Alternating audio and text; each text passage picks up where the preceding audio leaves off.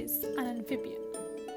Scientists classify or group animals in a number of ways. One way in which they do this is by looking at the animal's features.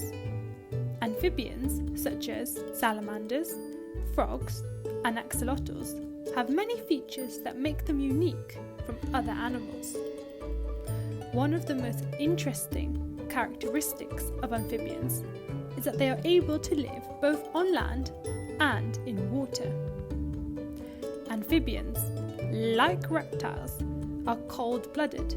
This means that they rely on the environment to keep their blood a certain temperature.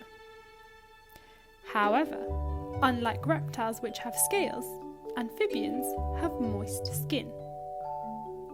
Importantly, amphibians are vertebrates. This means they have a spine.